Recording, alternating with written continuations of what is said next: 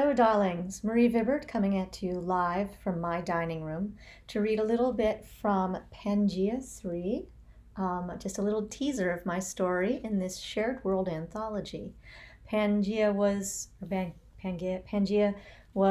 started by Michael Jan Friedman. I'm also in book 2, and it was very kind of him to invite me on board when I was nobody, like nobody. Now I'm a popular nobody. And we're concluding the saga in book 3. And my story in book 3 is called Falling for the Wrong Guy, and it actually picks up the characters from my story in book 2, which was called The Wrong Way to Do the Right Thing.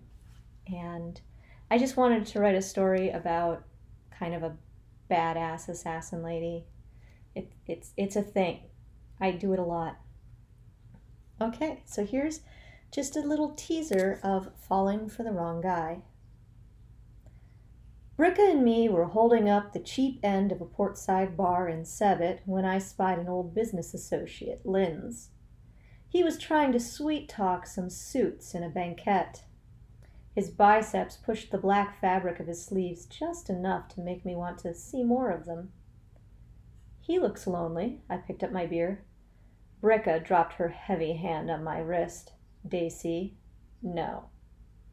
Oh, come on. That jacket he's wearing costs diamonds if it cost a donut. It was cut within a thread's length of his body, and like the rest of the outfit, it was this light-swallowing black that you only get in showrooms.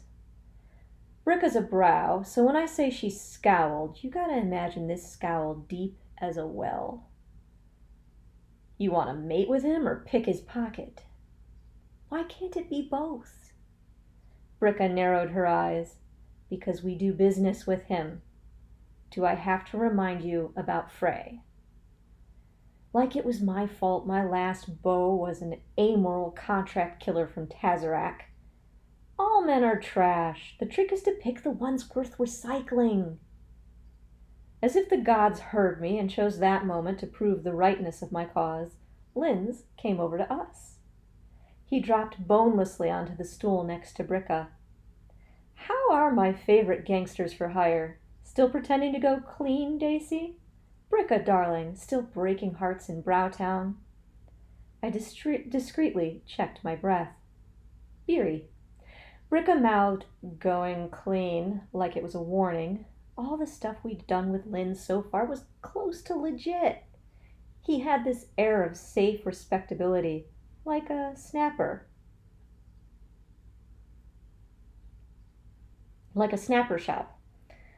Looking for a little muscle, I asked, perhaps too eagerly. Got someone you need out of the way? I'll give you the friend discount. Like Frey, Bricka muttered. Linz snapped his fingers, misinterpreting. Something like this. I'm headed to Pellior on business, and I could use a strong arm, he pointed at Bricka, and a sharp gun, he pointed at me. No actual action. I want these guys I'm dealing with to think I'm dangerous. Make a public relations show. I got a backer so I can pay expenses plus a share of the profits. Even half drunk and horny, I could smell how too good to be true this was. What's the catch? He winked. I know better than to pull one over on Deadly Daisy. There are some stops on the way. You have to spend 2 whole weeks with me. How did he get away looking so dashing when he winked? Then he bit his lower lip in a way that made me jealous of his teeth. No, Bricka said. At the exact same time I said, when do we leave? Bricka glared at me.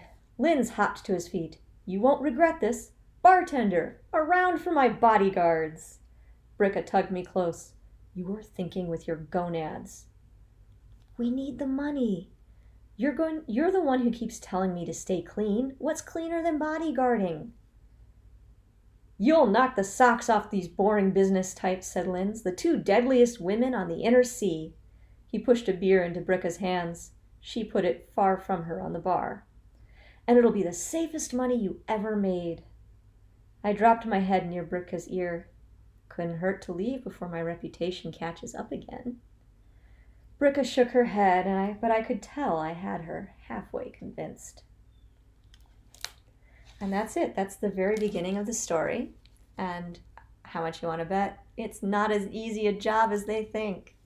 So pick up Pangaea 3, Redemption, and finish off the saga. You may want to pick up Book 2 and Book 1 while you're at it. Peace.